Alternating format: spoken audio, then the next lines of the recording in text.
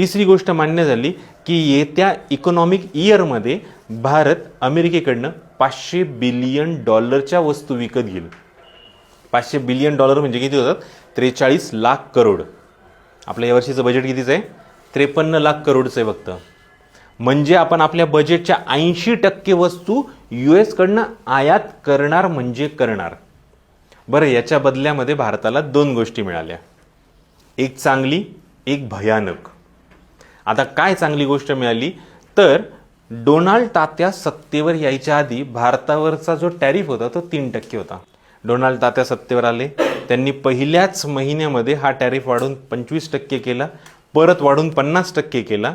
मग ही डील जेव्हा झाली तेव्हा तो 18% केला. म्हणजे ज्याला आपण चांगलं म्हणतोय ते किती भयावह हे बघा. याच्या आधी तो फक्त 3% टॅरिफ होता भारतावर. आणि आता वाईट गोष्ट काय झाली, या गोष्टीमुळे आपला जो जुना पार्टनर होता तो आपल्यापासून खूप नाराज झाला.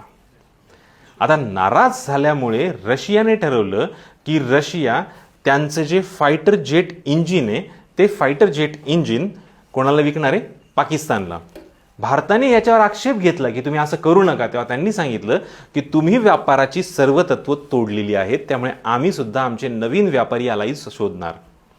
आता हे कशासाठी वापरलं जाणार आहे? त्यांचं जे काही RU-71F हे इंजिन आहे, हे इंजिन कशासाठी वापरलं जाणार आहे? तर 4th जनरेशन पाकिस्तान फायटर प्लेन्ससाठी.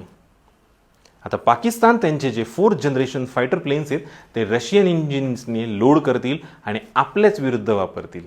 मग आपण एक्झॅक्टली या ट्रेड डीलमधनं मिळवलं काय? हा सगळ्यात मोठा प्रश्न भारतीयांना पडायला पाहिजे होता. म्हणजे लक्षात घ्या की IR कसं अभ्यासात घ्यायचं आहे, इकॉनॉमिक्स कसं अभ्यासात घ्यायचं आहे आणि ह्या गोष्टींना properly read between the lines कसं करायचं आहे. आपल्याला दाखवल्या जाणाऱ्या सदैव गोष्टी ह्या वेगळ्या असतील, पण ॲज अ सिव्हिल सर्वंट म्हणून आपल्याला रीड बिटवीन द लाईन्स करावे लागेल.